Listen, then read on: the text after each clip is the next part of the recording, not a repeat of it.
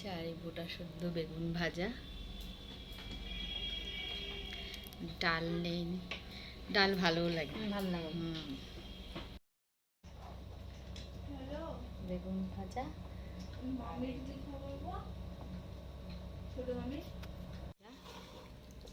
ফার্স্টে উচ্ছে আলু ভাজা দিয়ে খাচ্ছি।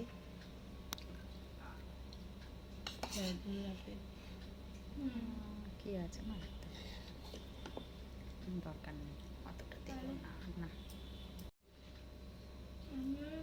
এই যে উচ্ছে আলু ভাজা দিয়ে মাখছি, ভালো লাগবে উচ্ছে আলু ভাজা না?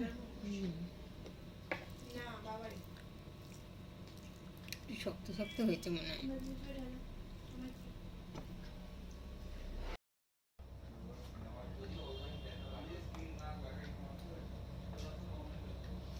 উচ্ছে সবসময় যেন বেশি ভাজতে নেই, তার গুণ নষ্ট হয়ে যায়।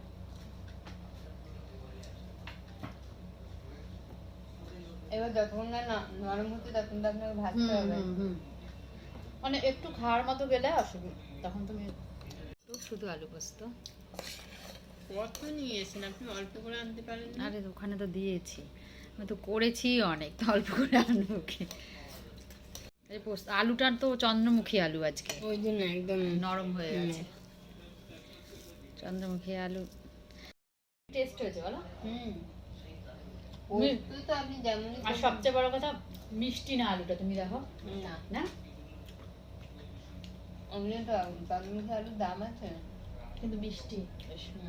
মিষ্টি না, অন্য আলুর আলুগুলো সত্যি এত মিষ্টি খাওয়া যায় না, গা গুলিয়ে ওঠে।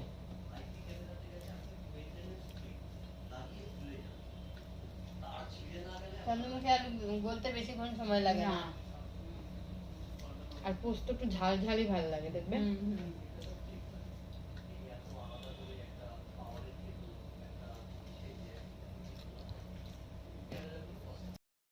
নিরামিষ দিনে পোস্ত, পটল, ঝিঙে এগুলো ছাড়া আর কি খাবো?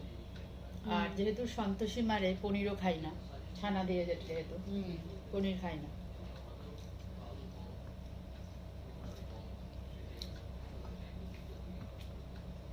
খাওয়া উচিত না আমার যতদূর মনে হয়। হ্যাঁ, না না, ওটা তো সেই লেবু দিয়েই তো কাটায়। হ্যাঁ হ্যাঁ, লেবু দিক বা যাই দিক, ওটা দিয়েই কাটায়, তো টক জাতীয় জিনিস দিয়েই তো কাটায়।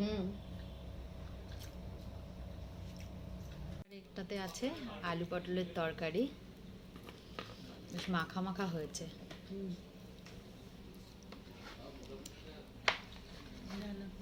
কিচ্ছু বলার না।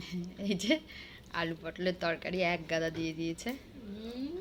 আজকে লম্বা লম্বা করে কেটেছো না? ভালো লাগছে তো বেশ।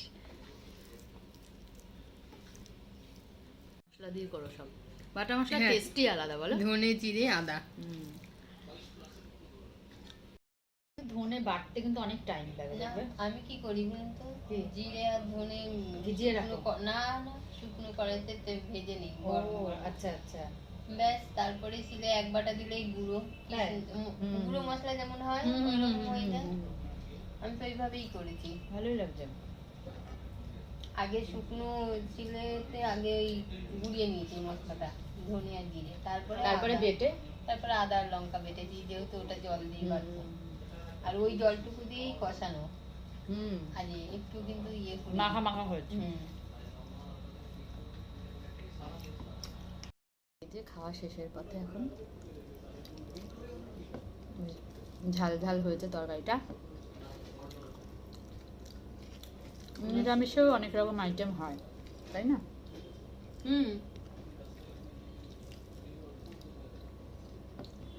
অনেকে যে নিরামিষই খায়, তাহলে তারা কি খায়?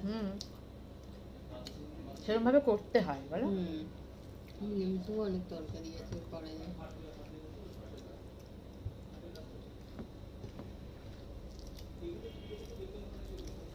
তো খাওয়া শেষের দিকে আমাদের